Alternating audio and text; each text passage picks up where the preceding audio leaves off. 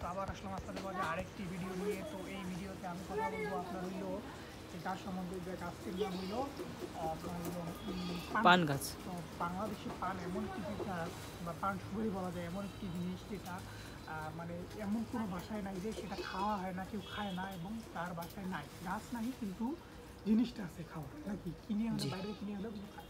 তো এখন যে গাছটা সম্বন্ধে রাখবো, এটা পান গাছ। এটা কি পান?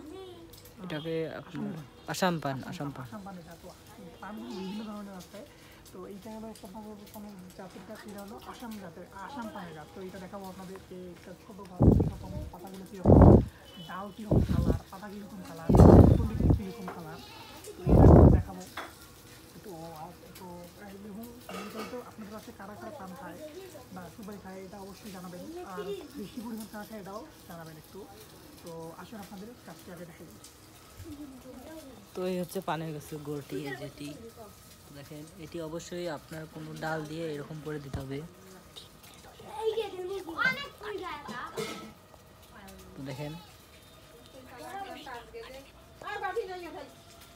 তো দেখেন, সম্পূর্ণ পানের গাছটি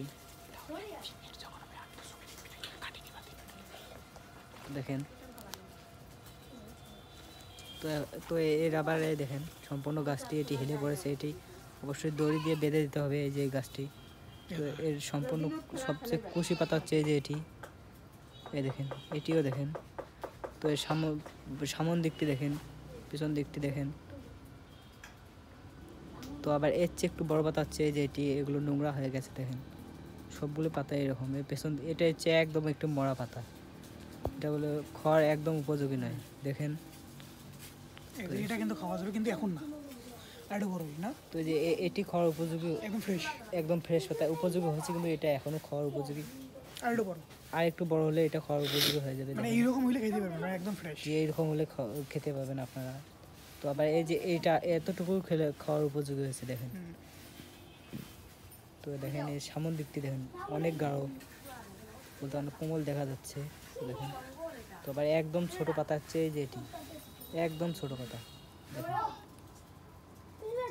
গোড়াটা দেখেন কালো। তো আবার এই গোড়াটি দেখেন কালো রঙের, কালো না এরকম মাটি এরকম মনে।